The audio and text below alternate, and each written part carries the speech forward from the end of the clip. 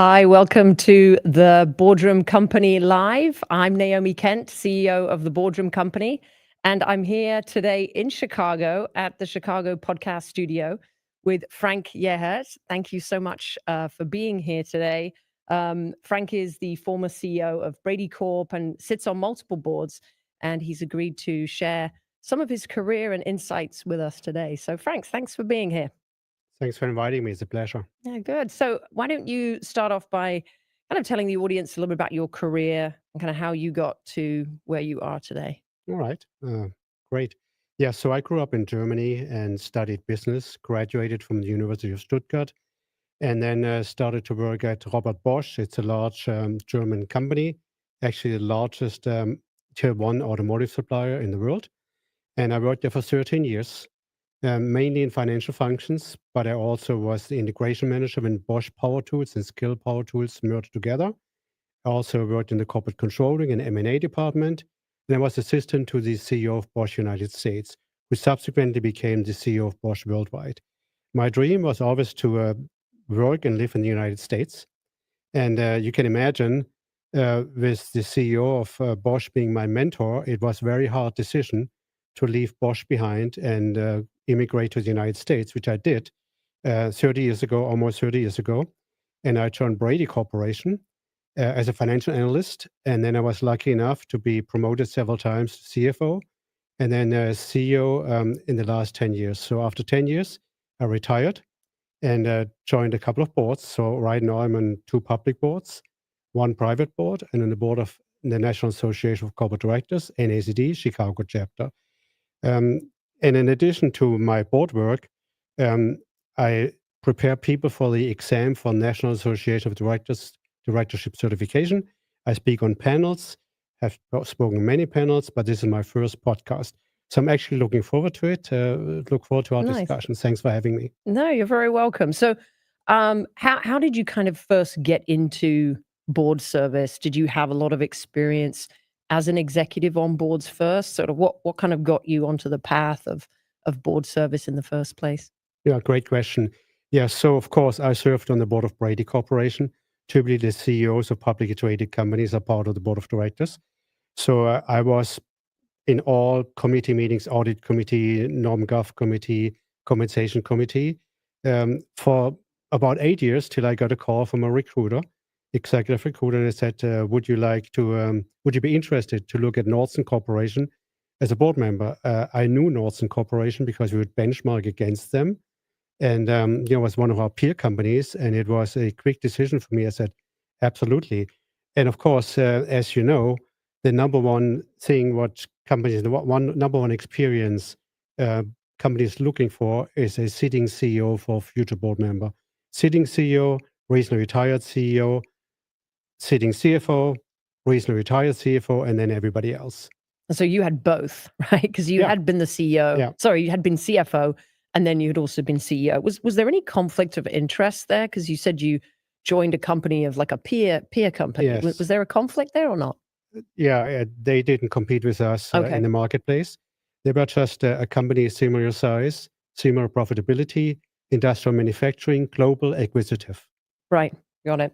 And you talked about that you served on committees, so you'd sort of had that experience as well. Was that you were on committees as an executive on the board, or you had sort of sat in on committee meetings? What did that look like? Yeah, so I was representing the management, right? Got it. So typically, what you have on a board, you have, let's say, an audit committee, and a board member is the chair of the audit committee, and then a couple of board members are committee members. But nobody from management is actually official part. But of course, as you can imagine, when you have an audit committee, you have the chief financial officer of the company in there. You have maybe the chief accounting officer, maybe the treasurer, and then typically you have the CEO sitting in. Just to be able to answer questions which the board might have. Right. So it was board experience, committee experience. And do you think that they approached you because of your titles? You'd obviously been in leadership roles, but was there anything else that the reason why they chose you to be on boards? Was there something else that sort of drew them to you? You know, I have met the CEO of Nordson before, but I think I think the recruiters were just asked to find somebody, and they came up with a couple of names, and the CEO probably knew me and said, "Well, yeah, I know Frank, he might be a good member," but there were other people as well. I don't think there was anything specific with me, just I was a CEO of a publicly traded company, and that's what they were looking for. Yeah, I think for a lot of boards when they're hiring, when they think about who they want to bring on, a trust element, right? Like I know him or I've Yeah. seen him in action. That's critically important. What would be your advice for people who, how do you create that, right? How do you sort of create that? Is it consistency? Is it relationship building? Is it all of the above? What is it? That's actually a difficult question because in my case, I got on my boards through recruiters, and except maybe for Nordson, they really didn't know me, Okay. right? So then you have to get the trust element over in the interview, right? But on one board, on my private board, I got through a network, and I met with the person who suggested me maybe 3 times. We talked about everything, but not about board service. We talked about working out. We talked about nutrition and anything else.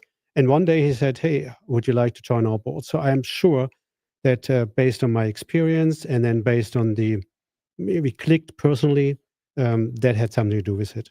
Yeah, I don't think when you meet someone you need to necessarily tell them all about your resume, right? Like sometimes it's about connecting and That's correct. finding that connection. How important is personal brand when it comes to moving out of an executive role and into board roles and into board careers? Yeah. So personal brand is an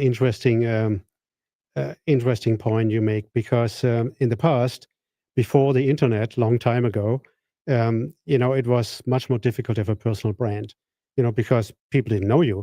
Nowadays, with social media, everybody knows you, right? So the first thing I do when I am presented with a potential board candidate, I look at LinkedIn. What look at their career, what have they done, what is their experience, and I might even put their name into Google or in ChatGPT and ask about this person. And I once was moderating a panel on how to get on a board, and I had a social media expert, and she made a comment. This was a couple of years ago. She said, "You are who Google says you are, or nowadays maybe you are who ChatGPT says you are." So you're going to really be careful what you put out there.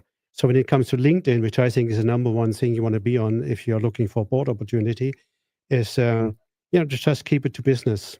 Don't put anything politically in there. That's I think there's no LinkedIn is not the place to do this.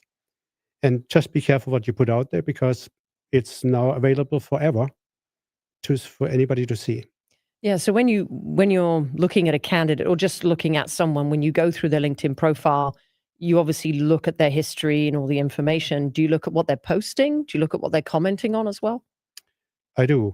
I mean, the first thing what I look at is the chronology of what have they done, Mhm. right? What did they study? Then how did they come up through the ranks, their career? But then I certainly look at postings as well, right? What are they posting about? Are they active? Are they speaking? Are they on panels? And what are they posting? And that's why I'm saying be careful what you post. Yeah, and you can even look back through history, right? You can see It's there everything they've forever. ever posted. Yeah. So, yeah, it's the most public place, right, that people have their information. So And this has changed, right, over mm, over the last decade. Before this was not the case. Before it was much more difficult for people to get to know you. But now people can read about you. so this is sort of the process that you do when you're thinking about bringing on new board members. What else do you look for in new board directors that join your boards? What are you looking out for? I get this question all the time because I'm pretty active on the National Association of Corporate Directors, NACD. So, and I've moderated several panels or spoken on panels on how to get on a board or how to position yourself. So, what I'm looking for is for somebody, and I've been in the NomGov committee and chaired the NomGov committee, which basically, is involved in, selecting board members. So here's what I'm looking for. I That's me, but I don't think I'm alone in this. I look for somebody with a broad experience, somebody who is not a one-trick pony. There are people who think they are an ESG expert or they are a cyber expert or an artificial intelligence expert, and that's how they get on the board. That's a ticket. What I'm looking for, and I think what many companies are looking for, is somebody with a broad experience. Somebody can contribute to almost any topic in the boardroom, whether it's strategy, mergers and acquisitions, divestitures, insourcing, outsourcing, executive compensation, implementation of ERP system, talent, succession planning, and so forth. And then maybe who happens to be an expert in artificial intelligence or in cyber. But just looking at somebody who is an expert in one area, I think that's harder for you to get on a board, because you don't want to have a situation that you're sitting in a boardroom and the only time he or she speaks up and we talk about cyber, or when we talk about an HR issue. You want them to be participating in all of it, almost anything. Don't have to be an expert in everything, but you have to have a certain basic understanding. And I think that's why why many companies look for CEOs or CFOs, because they have exposure to a lot of things. But is every CEO a good board director? That's a good question. I think there are two components. One is experience and skills. The other one is personality, right? So when you're in the boardroom, I think there's certain maybe how should I say, emotional things which are important. Like you don't want to be the smartest person in the room, the one who dominates a discussion, nor do you want to be the one who never speaks up, right? And is quiet and has to be asked every time. There's also a question of how you deal with management, what kind of questions you ask, how you ask the questions. So a lot of it is EQ, emotional intelligence. And then what would be some advice for people who might be seeking out a board for the first time? Yeah. Like what would you say? I mean, you've obviously got to have these attributes, you've got to have the experience, you've got to be able to demonstrate that. But what is some of your personal advice for people who might be on the lookout? Yeah, and that's another question I get all the time, Yes, right? sure. Yeah. Besides, well, let me back up. I think the first question I typically ask is, why do you want to be in a board, Mm. right? And you better have an answer for it, because you might get the question from a recruiter or from somebody in the network, or latest when you interview for a board opportunity with the company. And it's not about the money, even so I think there are people who it is because of money. No, it's because you can add value, and you have a certain expertise you can help them with, and at the same time you can take something back to your own company or just to continue to grow. So that's the first thing. Why do you want to be in a board? The second one is what kind of board? Do you want to be on a not-for-profit, or do you want to be in a for-profit? If the answer is for-profit, public, private, private equity, family business, and then is it a board, a company which is in a turnaround situation, which may or may not make it, or a company with steady she goes? Is it a company which is growing leaps and bounds? Is it a startup? Is it what industry is it in? Is it healthcare? Is it financial services, manufacturing? Size? What kind of size of the company? Is it a $50 million company, a $50 billion company? And maybe I illustrated with an example. I talked once to a person who was a CFO of a $50 million family-owned healthcare business, privately held company. And he said, numbers are numbers. I could be on the board of a $50 billion publicly traded financial services company, because numbers are numbers. Well, it's not going to happen, No. right? So you got to, when you position yourself, you have to be able to substantiate it. So if you want to be in a public board, if that's what you're interested in, it's helpful if you had public company experience, worked in a publicly traded company. And sometimes when you want to be in a family or ESOP business, maybe it's good if you have some ESOP experience, right? So, excuse me. And the same goes, when you position yourself, as I said earlier, position yourself as broad as you can, but you have to be able to substantiate it. So if you say I have M&A experience, and somebody asks you how many acquisitions have you been part of, and you have never done one or just one, maybe that's not a good thing, right? So position yourself as broad as possible, but be able to substantiate it with examples. What have you done in this area? Yeah, and I think to your point, if you're going after a publicly traded company, similar to you, it's more likely to come through a recruiter, right? They're covering a lot of these larger publicly traded companies. And if you're going for a privately held business, it's probably a network, which is how you got on your private company board. So I think, I do a lot of work around what is the right board for somebody, and not in the long term necessarily. You can have a short term and a midterm and a long term plan, right? And you can say, well, my first board will be a privately held company, and I'll build my experience there. And to your point, if you have family owned business experience, that lends well. But absolutely, your whole direction will change. Your LinkedIn will look different, right? Your conversation will be different. So I think the type of board that you go for actually designs the whole path, right, that you're going to be on. And that's a great point, Naomi. I tell a lot of people, maybe your first board is a non-profit, not-for-profit board. And, there are large for-profit, not-for-profit companies. They have committees. They have a compensation committee. They have a corporate governance committee, audit committee, and they're run like a for-profit organization. So you get your first exposure, and maybe the next one is a smaller private company, and then ultimately you might end up at a public company. But if you have no public company experience to think, and maybe you were in human resources or you were a lawyer, to think that it will be easy to get on a publicly traded company board, that's probably a little bit naive.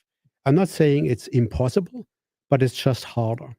Well, what I do as well is I when I speak to people about it, I say you're going to save yourself a lot of time, energy, and resource chasing after the wrong thing, right? And so by actually chasing after the right thing, you'll hopefully get there faster, right? And you'll actually achieve your goal. I've known people who've been seeking out a publicly traded company for 5, 6 years, and they're wondering why. And it's because they just don't have the background. Yes. And so you can knock on a lot of doors, and unfortunately, I think people will be very polite and go, "Oh yeah, you could be Yeah. on a board," and so people sort of go down a wiggly path, but never get there. And so, to your point, it's really leverage your strengths, right? Attributes, everything else, but go after what's achievable. I think in the short term. Yeah, be realistic, right? And there's nothing wrong with starting with a not-for-profit, Or an right? And then advisory board, or corporate advisory board. They're That's great. another good point. Yep. That's something I should have mentioned before. That's the other thing. Besides what industry, what size, public, private, and so forth. Do you want to be in a fiduciary board or advisory board? And maybe the first one is an advisory board. Actually, it's interesting. Just last week, one of our boards, the private company, switched from an advisory board, which I was on for 6 years, to fiduciary board, because many owners, family businesses, they don't have a board, and they just start out as they have an advisory board. First, they need to be convinced that it would be helpful, and then they see value in it. At some point of time, as they get older, they might switch to a fiduciary board, because at some point of time there might be a succession issue. Maybe there are no heirs, and then what happens? What happens to the company? Maybe I need a fiduciary board. Right. No, I think also what I've found is when people join, let's say you're not on any boards, you join a strategic advisory board of a corporation, right? A sort of decent size, not just a startup, right? Not only does it help with your confidence because now you can start to talk about your experience, but it actually gets you in the room with people because they go, "Oh, you're on a board. Oh, yeah, you should join us for dinner, or you should come to this event, or you should be part of this group or that group, or oh, I'll introduce you to someone." And so I think it may seem like a small step, but it actually, I think, opens the door. And then if you're smart about it, you can meet all the other advisory board members, right? And leverage those relationships. Same for nonprofit. Often when I work with my clients, I say, have you had a one-to-one with everyone on your nonprofit board? And people have been on these nonprofit boards for years. They've never had a one-to-one with anyone. And then they suddenly have just a friendly, just a chat, just a getting to know them. And then they uncover that, oh, somebody sits on a public company board and someone else sits on another private company board. And suddenly these doors start to open, right? And now they know that you want to be on a corporate board and opportunities just come about. And so I think there's, and somebody said to me once, they said, oh, nonprofits can be a waste of time. I said, that's on you, not on the nonprofit. If you allow it to be a waste of time, it will be, right? Anything can be. So really taking advantage of those networking opportunities, right? That's well said. And actually, that's how I got in my private board. So there was a executive recruiter, and they had a small get together with about, I think 5 or 6 people, board members. And I followed up with every single one of them, had lunch with every single one of them. And one was the one who ultimately asked me if I want to join the board. He's on the advisory board, right? But it was just, first was a lunch, and then we ran into each other at the Chicago Club 2 or 3 times, sometimes by coincidence. We just started establish a relationship. I didn't even tell him I want to be in a board, but he just felt, he might be a good candidate. The chemistry is right, his experience is right, and so forth. I think it's a very, very important point. Also, when you network with people, there are people who will help you.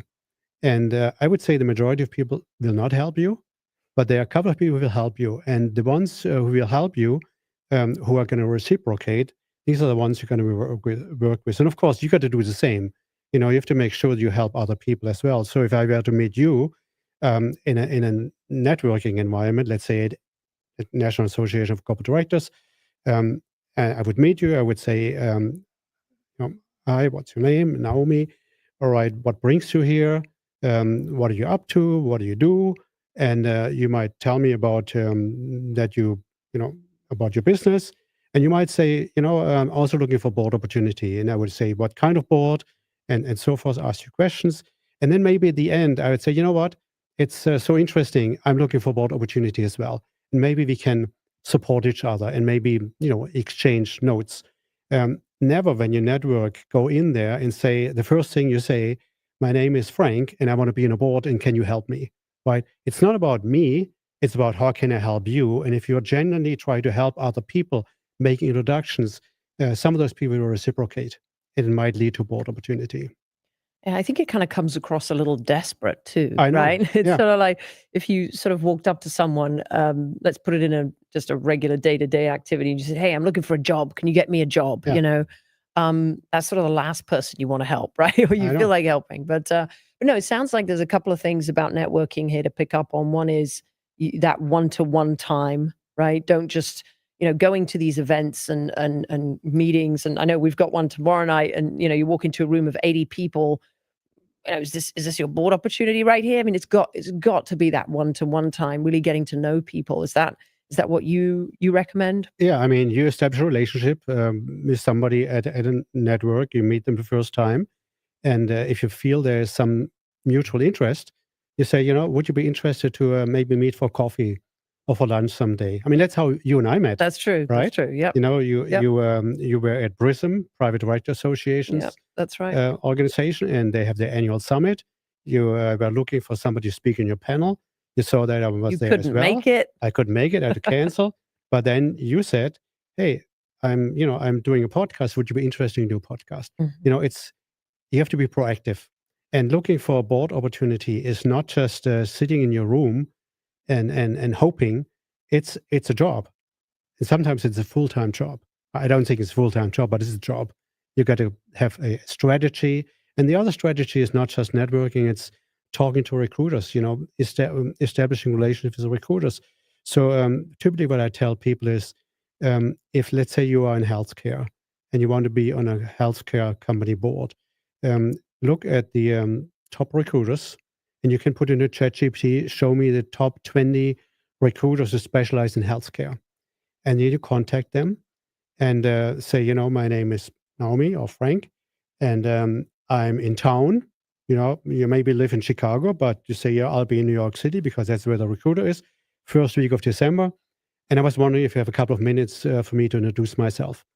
And you do this a couple of times, and hopefully you get some people who are willing to meet you in person or on a Zoom call. And here's your relationship. And then you want to make sure you follow up, because recruiters meet so many people. You want to make sure that you follow up in a, not being annoying, but once in a while you follow up. And also you have, when they ask you what are you looking for, you have to have an elevator speech. In 1 or 2 minutes, get across what you're looking for, and don't be too broad, and don't be too narrow.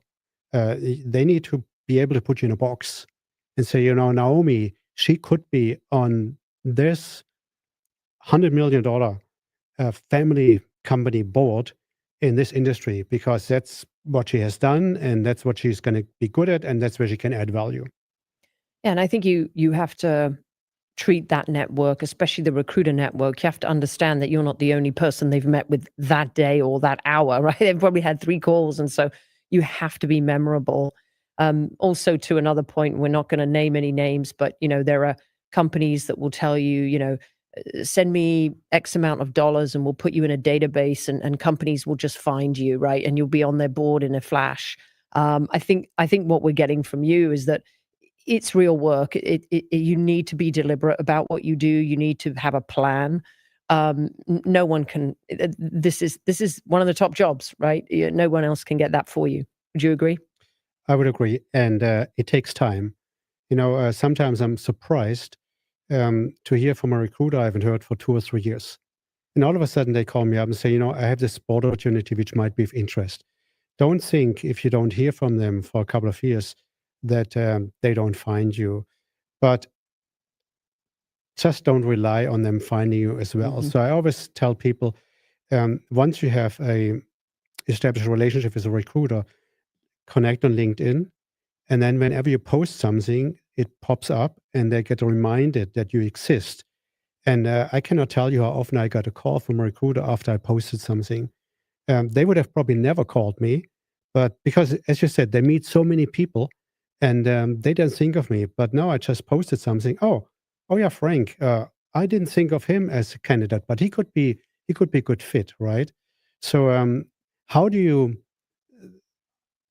People ask me, how do I make sure I stay on the radar screen of a recruiter without being annoying? So you meet for the first time, maybe for 10 minutes. You don't want to follow up in 3 months and say, yeah, I'm still here. I was wondering if you can meet, right? So what I think works is whenever there's a change in your resume, in your bio, let's say a new address, a new phone number, you joined a new not-for-profit company, send them an updated resume. By doing this, you have just reminded them that you are still there without being annoying. Whenever you speak on a panel, send out a post on LinkedIn before you do the panel, recognize your co-panelists, and maybe a photo from you and maybe from some of the other people to make sure that the recruiter will see it, and then have somebody take a photo, an action photo. When you do Mhm. something like this, and post it again afterwards, and say, here are the key takeaways.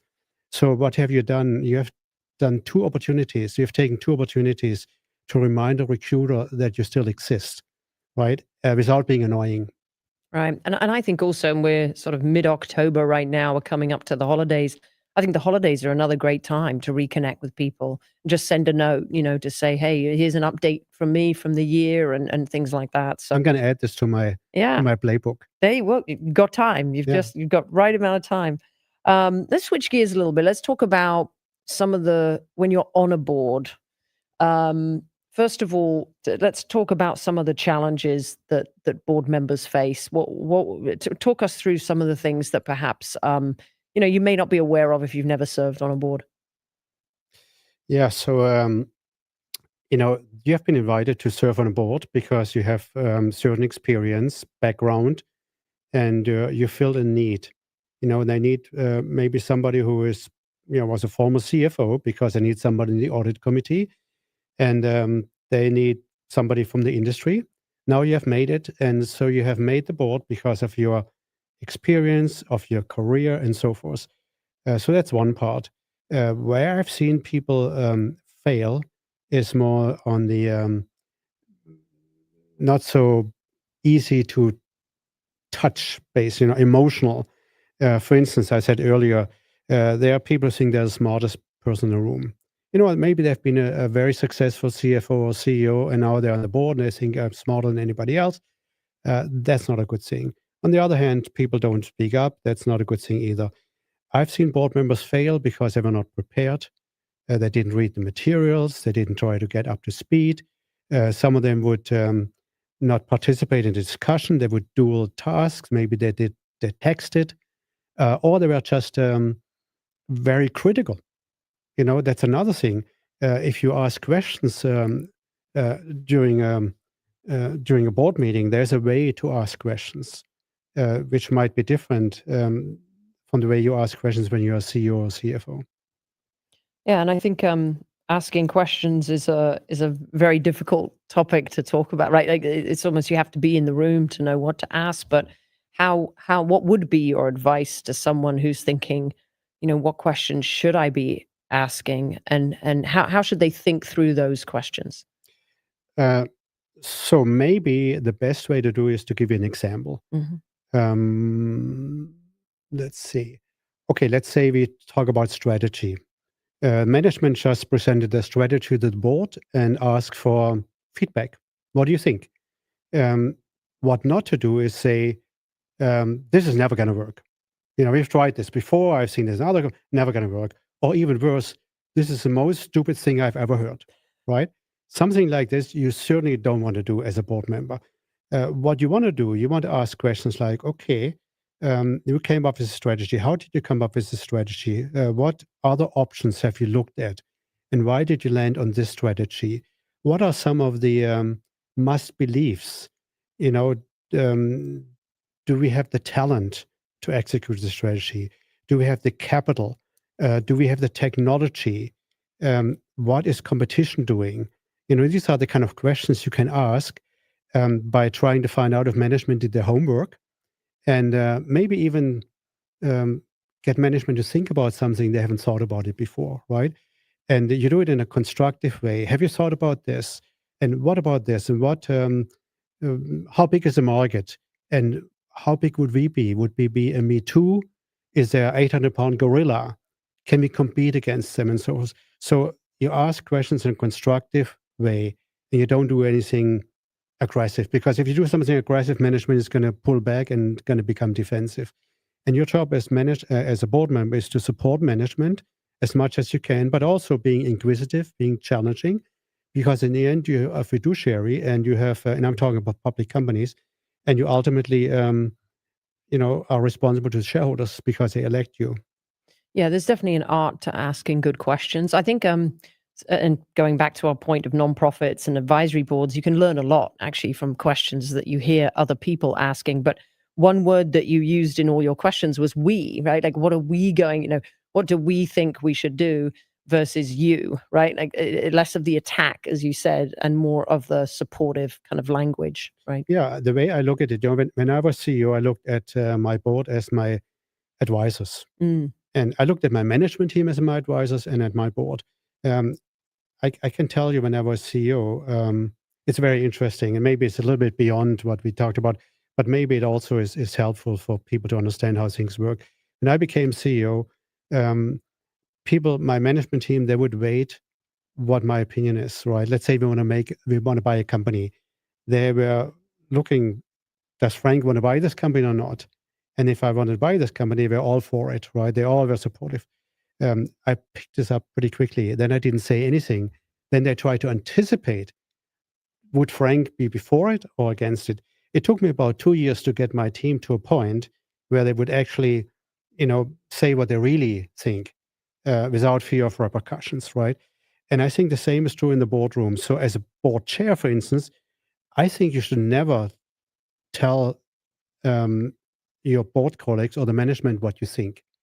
I think you should let everybody weigh in, management and all the board members, before you, in the end, say something. Because um, I have seen situations where, I can stay with acquisitions, where management presents an acquisition, and one of the board members, maybe one of the more respected board members, jumps out of his seat and says, "This is great. I love it. It's right on the middle of the road. We are going to be so successful." When you do this as a board member, you kind of already precondition the other board members to kind of be supportive. So you don't want to do anything like this, right? You want to ask questions, and you don't want to show your cards right away, because and as a chair of the board, I think you want to make sure that if you have a feeling that people might stand on this acquisition, maybe you have somebody who's for it, maybe somebody is against it, and kind of balance it instead of having the first four people all for it, and then the rest of the board thinks they need to fall in line. So that's a little bit about the behavior in the boardroom.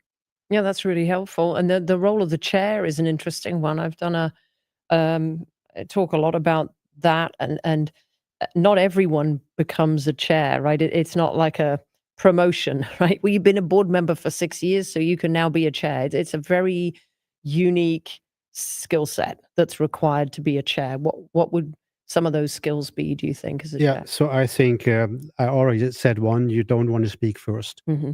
You want to make sure that everybody had a say so. And if it's a major decision, I think a good chair would make sure that every board member is being heard.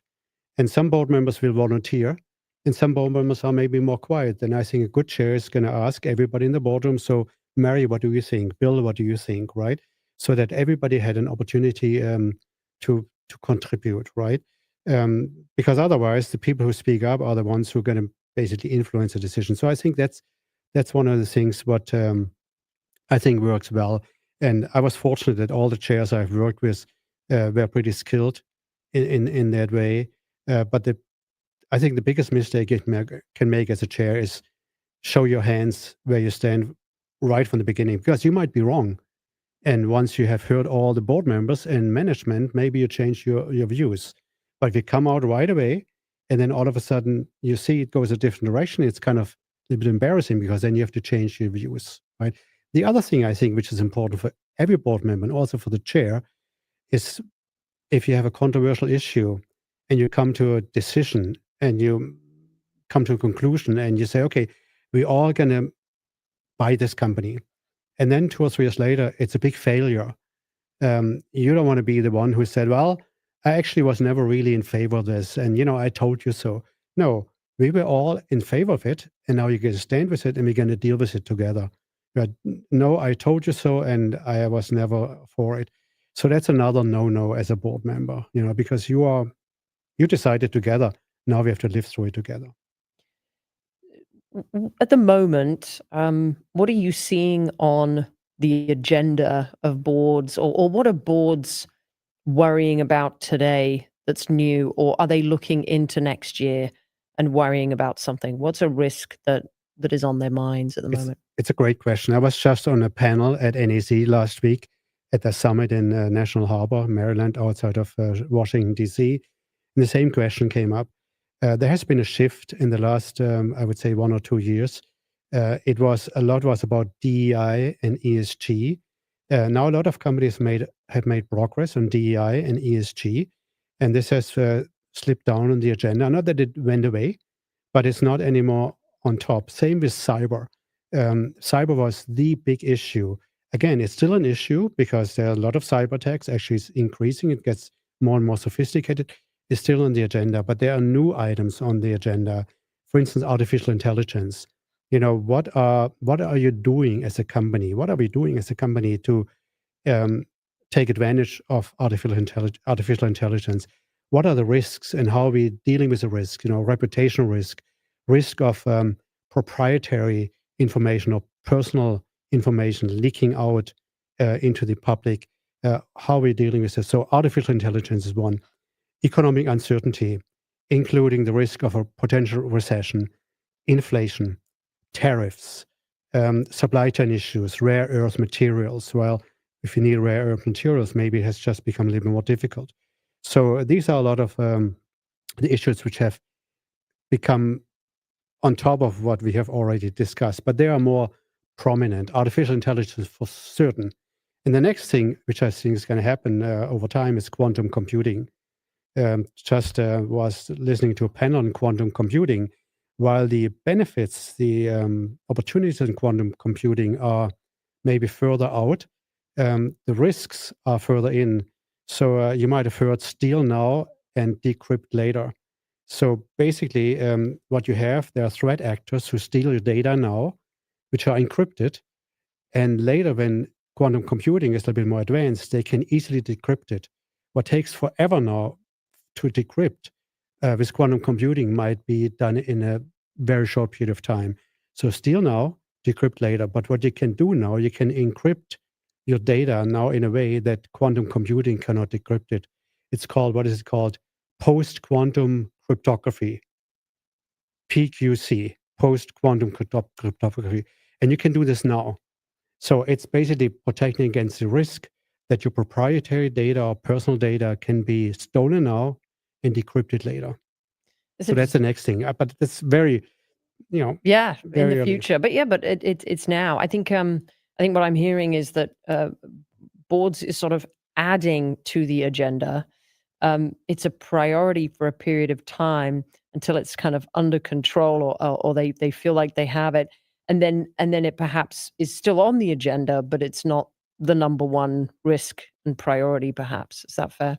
That's absolutely fair. And management has to deal with this even more so than the board. The board comes in a Right. couple of times a year and lends advice.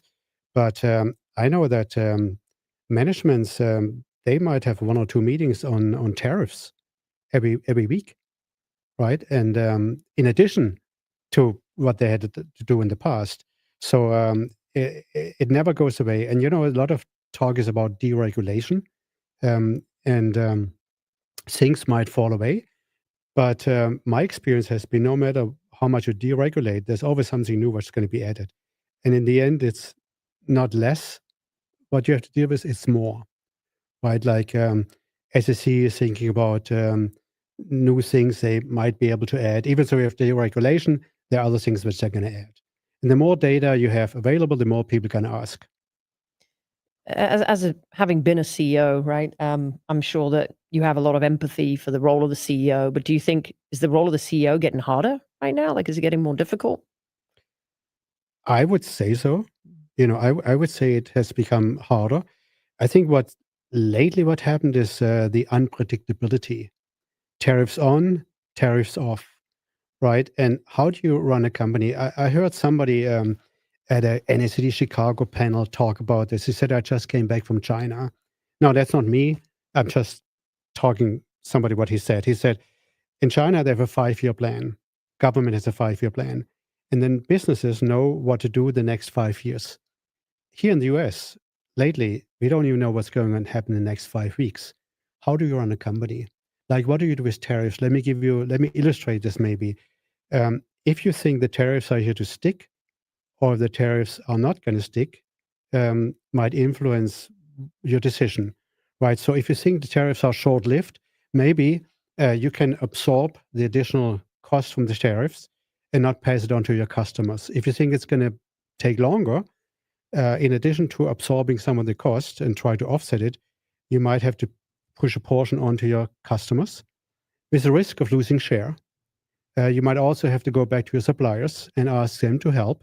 And, and they might or might not, depending on how much power you have and how big the supplier is. You might not have any leverage. If you are a small company and have a big supplier, you might not have any leverage. And then this is short term.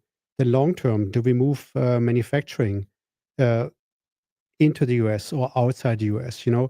I know the idea is to bring manufacturing back to the United States. But what I've seen, it goes both ways. There are American companies who manufacture in the US. It's a main manufacturing hub.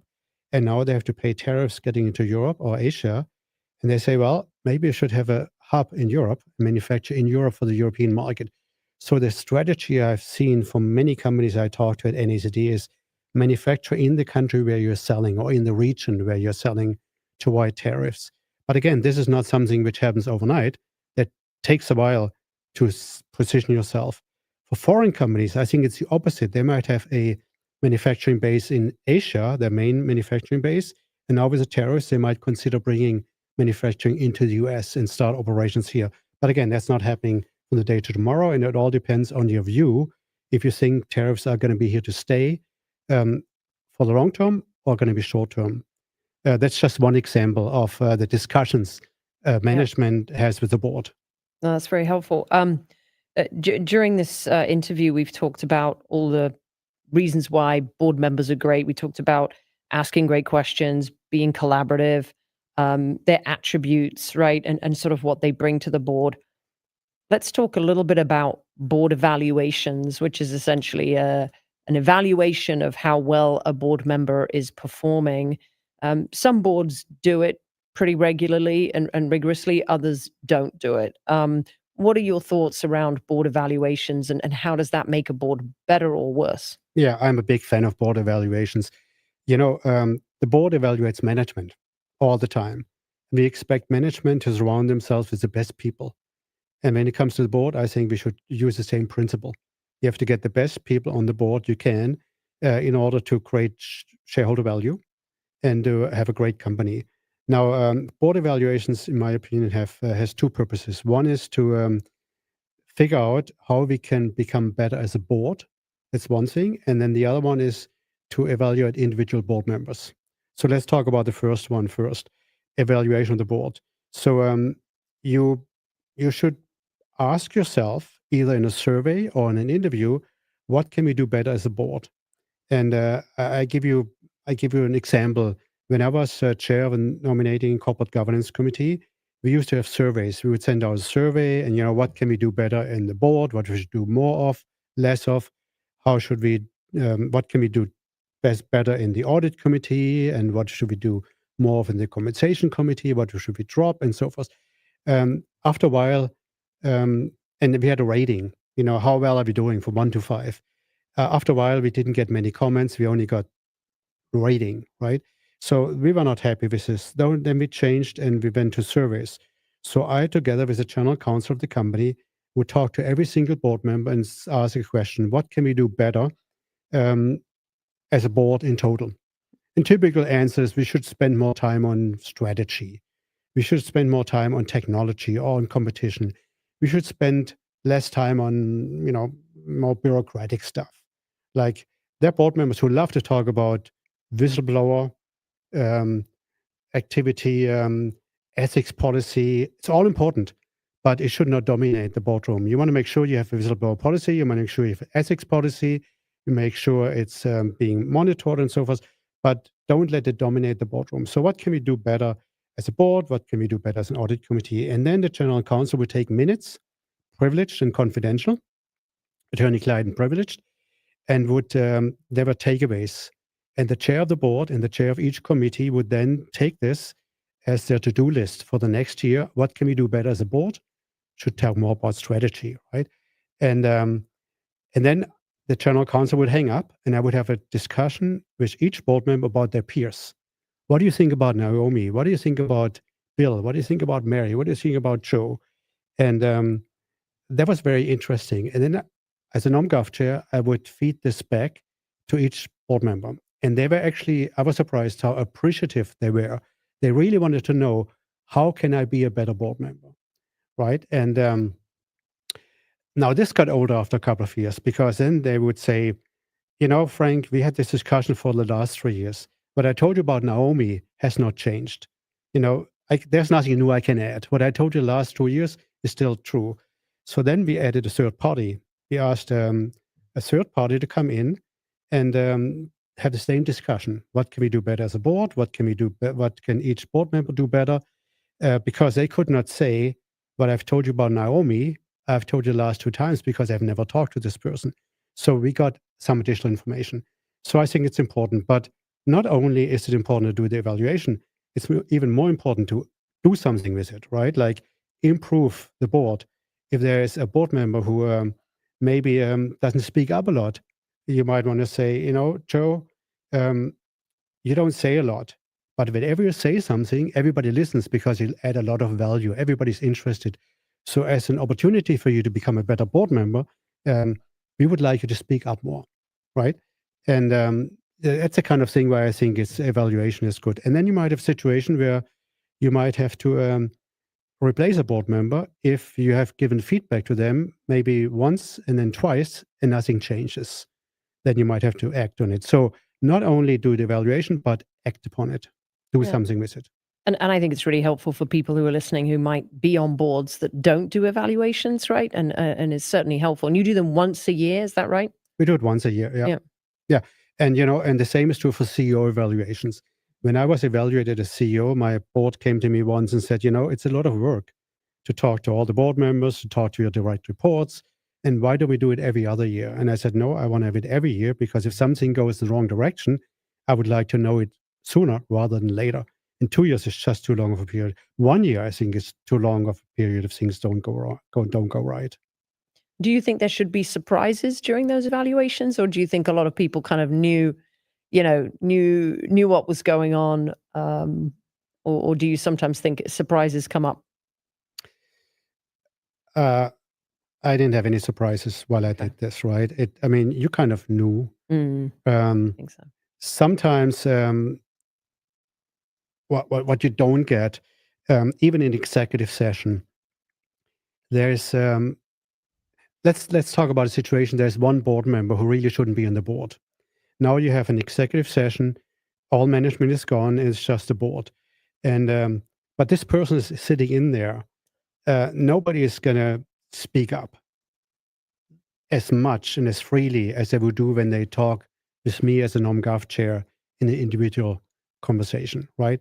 So I think while you might not have a surprise, a big surprise, you might have maybe a surprise as to how people speak up much more in individual setting and how they might be more outspoken, especially when it's critical.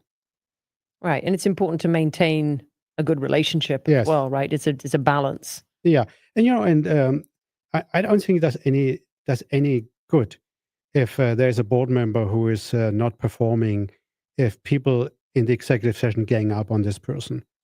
I think that's better done in private and give the board member an opportunity to improve. And if the board member improves, great. We have just improved the board. If not, well, then you might have to take another step. Well, we're going to wrap up in just a sort of minute here, but Frank, is there anything on the horizon, any plans for you personally, professionally, that are coming up that are interesting and you'd like to share? Which I like to share. Well, right now I'm on 2 public boards, 1 private board, and on one nonprofit. I wouldn't mind it being on another board, but I'll be very selective, right? Because at this point of time in my life, I want to make sure I can. If somebody approaches me, it's a board I can add value to, right? Because the last thing I want to do is just add another board for just having another board. I want to make sure I can make a difference, and it's a company which would excite me, right? Company which is to go places. So, when you think about what the best boards that you've been on, do you see a common theme or a common thread across those? Well, companies I like is company who want to go places. They want to go places, right? Company that are acquisitive because I have a lot of M&A experience. So when I was at Brady as CFO and CEO, we made 50 acquisitions. So I think I have a lot of experience in M&A. So that's an interesting company. International company, certainly manufacturing companies, right? Because it's where I've worked all my life at Bosch and then at Brady. So there's a common theme. I would not want to be on a board of a turnaround company because I've never worked in a turnaround company and I don't have any experience, nor do I want to have any experience in a turnaround, right? Companies may or may not make it. So you need to know, and that's not just talking for me. I think it's for everybody who wants to win a board. Maybe some people are good at turnaround and that gets them totally excited. Doesn't get me excited, but some other people might. So you got to find what's right for you. Well, thank you, Frank. Listen, this conversation has been really interesting. I know we've shared all kinds of advice for people aspiring to be on boards, their branding, their LinkedIn profiles, right? We've talked to how to land your first board. We've talked about board evaluations, which I think are really important. Are there any last final words that you'd like to share? Well, this was a great discussion. I think we touched on a lot of topics, which I think is great. It was my first podcast. You So did great. thank you very much for inviting me. It was great. Thank you very much. You're welcome. Well, thank you all for joining, and thank you to the podcast studio here in Chicago. I'm Naomi Kent. Have a great afternoon. Thank you.